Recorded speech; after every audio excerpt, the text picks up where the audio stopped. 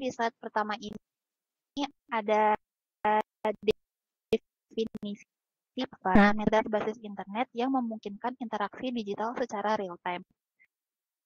Ini di dunia fisik dan digital yang memungkinkan pengguna untuk melakukan berbagai aktivitas seperti bekerja, belajar, bermain, dan berbelanja. Jadi, dari definisi dan konsep ini, metaverse bisa kita bayangkan seperti dunia digital lengkap, yang dimana kita bisa berinteraksi seolah-olah berinteraksi. Nah, gampangnya metaverse ini dunia di virtual yang hidup di internet, yang kita bisa melakukan banyak hal yang biasanya kita lakukan di dunia nyata, kerja, belajar, main game, bahkan belanja. Nah, apa sih yang bikin metaverse ini unik? Nah, metaverse ini bukan hanya sekedar aplikasi, ini adalah sebuah gabungan dunia fisik dan digital yang dibuat oleh tanpa batas. Jadi masuk ke metaverse dengan avatar, yang dimana avatar ini merupakan perwakilan diri kita berkembang di dunia yang penuh dengan ruang virtual 3D. Di sana kita bisa ngobrol seolah mereka benar-benar ada di depan kita, tapi dalam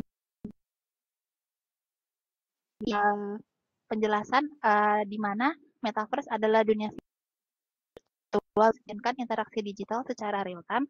Nah, secara real time ini merupakan salah satu hal yang penting di metaverse, yang dimana semuanya terjadi secara real time. Jadi lebih lain itu seperti berbicara langsung. Nah, contohnya kalau misalkan kita lagi main game atau ikut pertemuan virtual di metaverse, semua gerakan, suara, dan respon terjadi langsung tanpa yang mana ini membuat kita merasakan pengalaman terasa lebih. Nah, apa aja sih yang bisa kita lakukan di metaverse ini? Kita bisa melakukan belanja, bermain. Nah, bagaimana kita bisa masuk ini? Kita bisa masuk ke dalam metaverse menggunakan perangkat seperti VR, virtual reality, AR, atau smartphone. Nah, perangkat VR memungkinkan kita di virtual karena kita bisa melihat dan bergerak seolah-olah kita ada.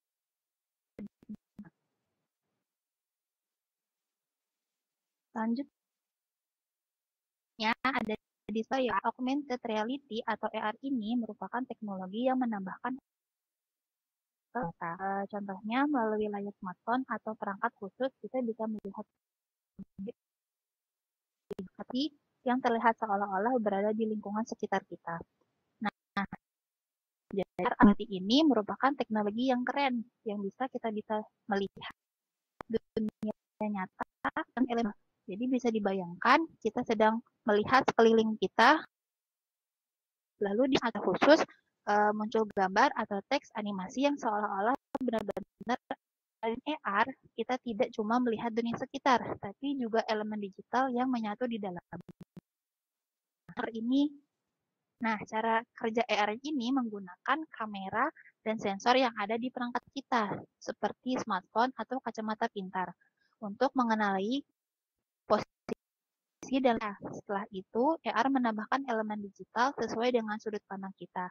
Contohnya, apabila kita melihat ke taman lewat layar smartphone, teknologi ini kita bisa seolah-olah ada atau objek 3D lainnya yang benar-benar muncul di sana. Jadi hari ini membuat pengalaman kita melihat dunia itu jadi lebih seru dan yang kita lihat itu bukan cuma dunia nyata, akan tetapi versi yang diperkaya dengan tambahan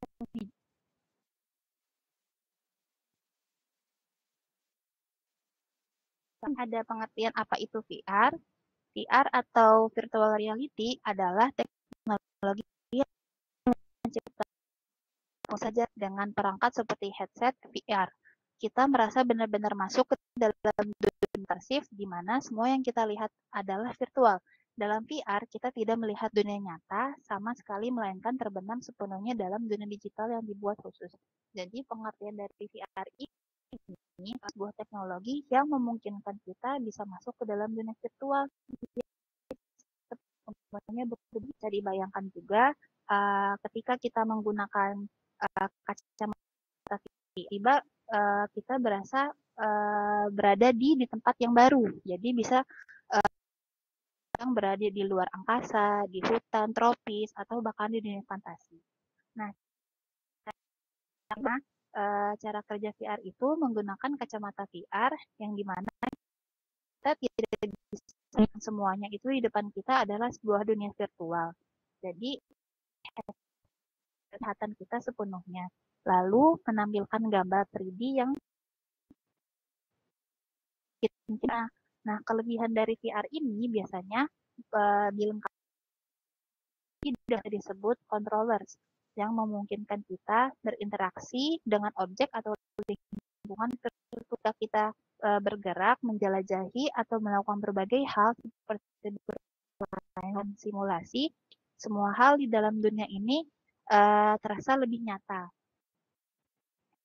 Jadi VR ini membawa kita ke dunia lain yang nggak ada kaitannya sama dunia nyata, mana semuanya serba digital dan imersif. Jadi kita bisa merasakan dengan cara yang nggak bisa kita dapatkan di dunia biasa.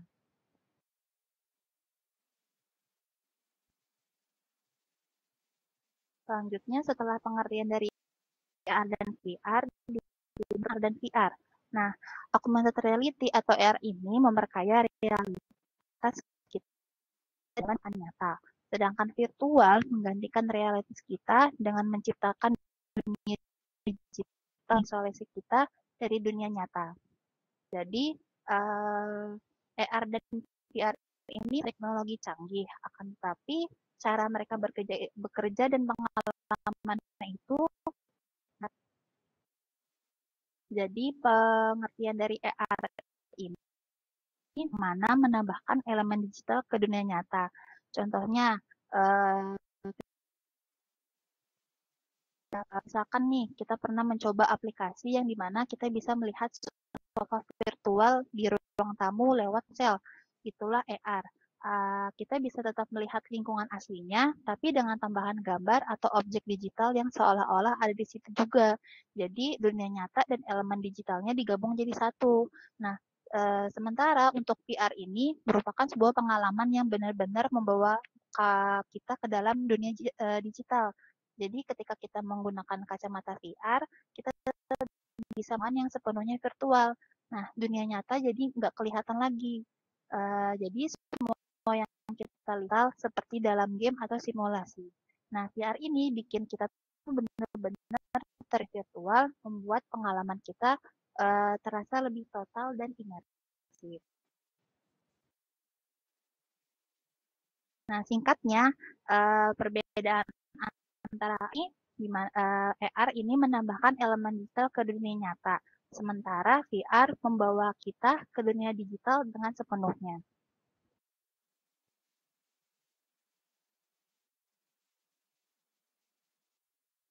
Nah, di sini terdapat teknologi dasar AR dan VR. Yang pertama ada perangkat AR. Perangkat AR meliputi kacamata pintar seperti Microsoft HoloLens dan Google menampilkan elemen digital di dunia nyata melalui lensa transparan. Selain itu, aplikasi AR, di mana kamera ponsel menampilkan lingkungan nyata dengan tambahan elemen digital yang jadi perangkat dari AR sendiri itu ada kacamata pintar, contohnya dari Microsoft HoloLens dan Google Glass, yang dimana memungkinkan kita melihat dunia nyata dengan pintar. Kita juga sering menggunakan AR lewat aplikasi di smartphone. Nah, dalam hal ini menampilkan dunia nyata di layar dan aplikasi menambahkan objek digital yang terlihat seolah-olah benar ada di situ. Jadi dengan AR kita bisa melihat objek digital yang tampak menyatu di dunia nyata,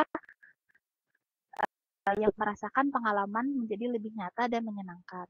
Selanjutnya ada perangkat VR, akan headset VR seperti Oculus Rift untuk menciptakan pengalaman dunia digital sepenuhnya imersif. Kacamata menutup penglihatan pengguna agar hanya melihat dunia virtual dilengkapi dengan pengendali, controller, pengguna bisa berinteraksi langsung dengan objek virtual di dalam lingkungan VR. Jadi, teknologi dasar yang digunakan oleh VR itu ketika kita ke dunia yang sepenuhnya berbeda, di mana kita hanya bisa melihat dunia virtual melalui kacamata khusus seperti Oculus Rift. Nah, Oculus Rift ini adalah salah satu headset VR pertama yang sukses dan diproduksi oleh Oculus. Sekarang Oculus itu di bagian Meta, tapi sebelumnya itu dipegang sama Facebook. Nah, Oculus Rift ini dirancang dan menyediakan pengalaman yang serba realistis dengan layar yang memberi view yang sangat luas. Nah, Oculus Rift ini biasanya digunakan PC yang powerful untuk menjalankan grafis VR yang detail. Selain itu, Oculus Rift punya controller khusus yang membuat kita berinteraksi langsung di dunia virtual seperti atau menggerakkan tangan. Selanjutnya, di sini ada platform pengembangan aplikasi AR dan VR sering menggunakan Unity dan Unreal Engine karena dukungannya yang luas untuk AR khusus. Ada AR Kit untuk Apple dan AR Core untuk Google, platform yang menyediakan fitur AR untuk aplikasi di perangkat iOS dan Android seperti pelacakan gerakan dan pengenalan objek. Nah, jadi untuk pembuatan aplikasi AR dan VR biasanya pengembangannya itu menggunakan software seperti Unity dan Unreal Engine. Kenapa menggunakan Unity dan Unreal Engine? Karena kedua platformnya luas untuk pembuatan konten 3D. Jadi memudahkan pengembang untuk menciptakan pengalaman yang keren di dunia virtual atau augmented reality. Selain itu, Unity juga menyediakan berbagai fitur yang membantu dalam pembuatan grafik dan interaksi. Nah, kalau khusus untuk AR sendiri, ada platform AR Kit dari Apple dan AR Core dari Google, yang dimana kedua platform ini dirancang untuk memberikan fitur pelacakan gerakan dan pengenalan objek yang memungkinkan aplikasi AR berfungsi dengan baik di perangkat iOS dan Android. Contohnya, AR Kit ini bisa membantu aplikasi untuk memahami posisi dan gerakan perangkat iPhone atau iPad. Nah, sementara AR Core ini melakukan seperti AR Kit ini, tapi untuk ponsel Android. Jadi buat pengalaman AR menjadi lebih mulus dan interaktif di ponsel.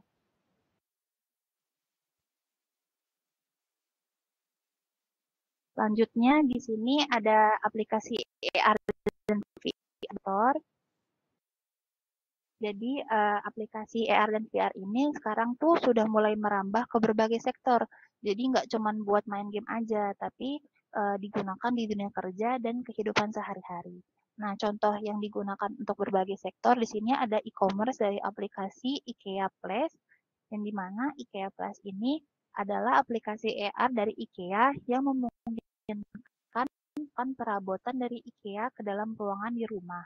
Jadi hanya dengan menggunakan. Jadi misalnya ketika kita pengen beli sofa baru, kita bisa mencoba dulu sofa tersebut di ruang tamu. Cukup arahkan kamera ponsel ke ruang yang ingin kamu ubah. Jadi dengan aplikasi yang IKEA Plus ini menampilkan furnitur IKEA dalam ukuran asli. Jadi seolah-olah itu benar-benar ada di sana. Aplikasi IKEA ini super berguna sekali dikarenakan fitur ini tuh cocok dengan ruangan yang ada. Apakah warnanya pas atau ukurannya yang sesuai. Jadi beli furnitur kita tuh bisa lebih yakin nih dan nggak salah pilih furnitur. Nah, ini juga cukup akurat dalam menampilkan furnitur dan bikin belanja tuh menjadi lebih mudah. Karena kita bisa merencanakan dekorasi rumah tanpa perlu repot pindah-pindah barang. Di sektor pendidikan, ada aplikasi touch surgery pelatihan medis. Aplikasi touch surgery ini adalah aplikasi pelatihan medis yang memanfaatkan teknologi VR untuk membantu para profesional kesehatan seperti perawat melakukan prosedur medis tanpa harus melibatkan pasien langsung. Menggunakan aplikasi surgery ini, kita tuh bisa berlatih dalam simulasi dan virtual yang sangat reality, operasi atau penanganan kasus medis tanpa adanya resiko apapun. Ketika seorang dokter bisa latihan prosedur bedah mulai dari yang sederhana hingga yang rumit di dunia virtual. Semua langkah dan prosesnya itu diikuti dengan instruksi, kita bisa melihat hasilnya secara langsung. Ini jadi merupakan cara yang aman dan efektif untuk meningkatkan keterampilan medis, karena para profesional bisa berlatih berulang kali sampai mereka merasa percaya diri, tanpa adanya perlu khawatir tentang kesalahan yang bisa membahayakan pasien. Jadi, touch surgery ini memiliki tujuan untuk membantu menciptakan pengalaman pelatihan yang lebih imersif dan efisien, sehingga dokter dan tenaga medis ini bisa lebih siap menghadapi situasi yang nyata di ruang rumah sakit. Selanjutnya di sini ada sektor kesehatan, yaitu ada aplikasi BraveMind terapi rehabilitas,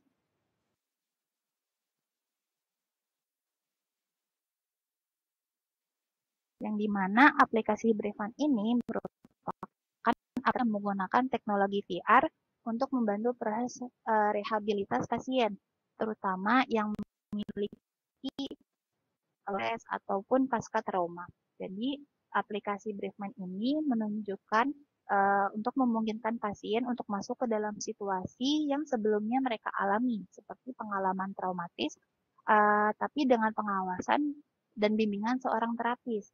Nah, cara kerjanya BraveMind ini ketika pasien memakai headset VR, mereka ke lingkungan virtual yang dirancang untuk mereplikasi pengalaman traumatik tersebut secara aman, dan dalam sesi terapi ini, pasien akan dihadapkan pada situasi yang ingatan tentang trauma mereka, tapi di dunia virtual. Nah, terapis juga bisa mengatur tingkat kesulitan dan elemen-elemen dalam simulasi tersebut, sehingga pasien bisa perlahan-lahan menghadapi ketakutan atau kecemasan mereka. Nah, tujuan dari BraveMind ini untuk membantu pasien mengatasi trauma mereka dengan secara bertahap dan cara yang lebih terarah, atau yang bisa disebut exposure therapy. Nah, dengan begitu, pasien bisa merasa lebih terkendali dalam menghadapi ingatan atau perasaan yang menakutkan, yang akhirnya membantu proses pemulihan mereka.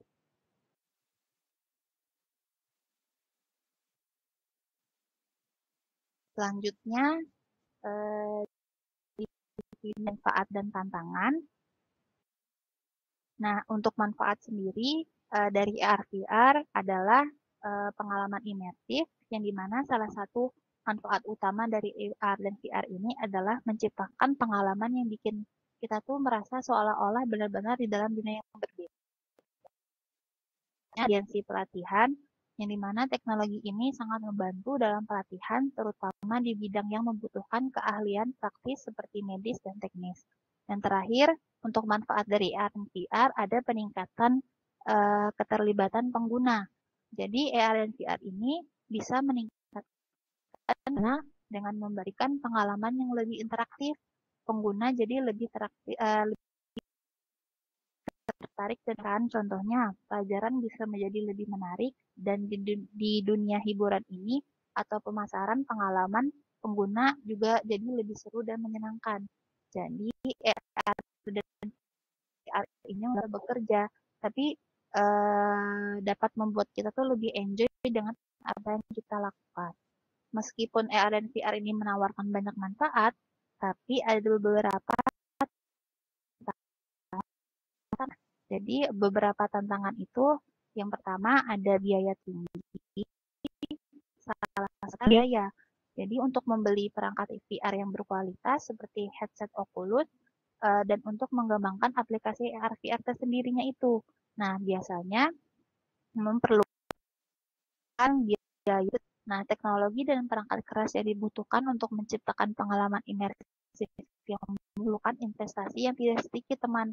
Jadi, nggak semua orang atau perusahaan bisa dengan mudah mengaksesnya. Setelah itu, tantangan dari AR/VR ada keterbatasan teknis, yang dimana teknologi AR dan VR masih punya beberapa keterbatasan teknis. Contohnya, meskipun kualitas gambar dan pengalaman yang sudah membaik, resolusi tampilan masih bisa menjadi masalah di beberapa perangkat. Baterai perangkat VR juga sering menjadi kendala karena penggunaan VR yang intensif itu menguras banyak energi. Nah, koneksi internet yang stabil juga AR berbasis cloud agar pengalamannya itu yang ditawarkan tidak terganggu sama sekali. Selanjutnya ada tantangan isu etika.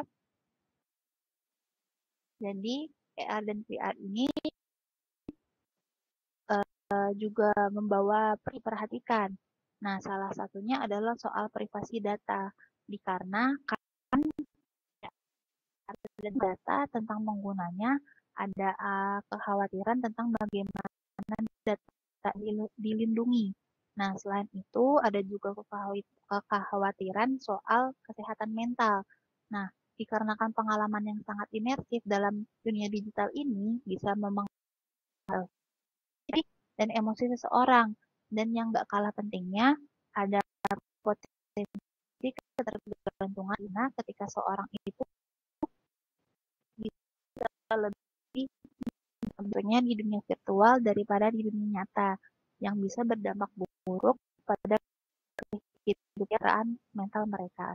Jadi, kesimpulan dari manfaat dan tantangan ini, meskipun AR dan VR punya banyak potensi, tantangan seperti biaya, isu etika, ini bisa perlu kita atasi agar teknologi ini kan dengan lebih maksimal dan bertanggung jawab.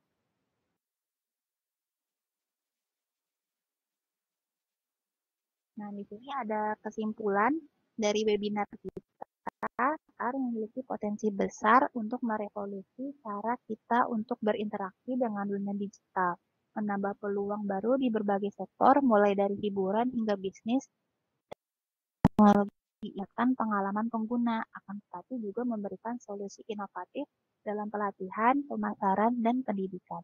Jadi kesimpulan yang kita bisa ambil dalam webinar ini,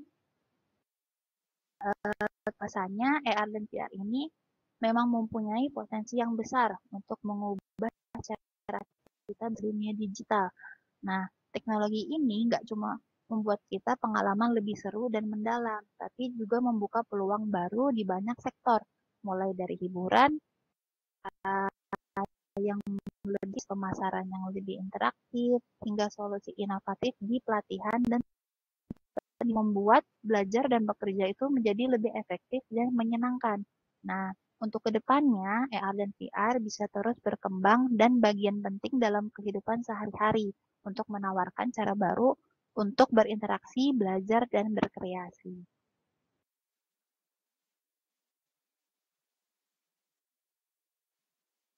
Mungkin cukup sampai sini.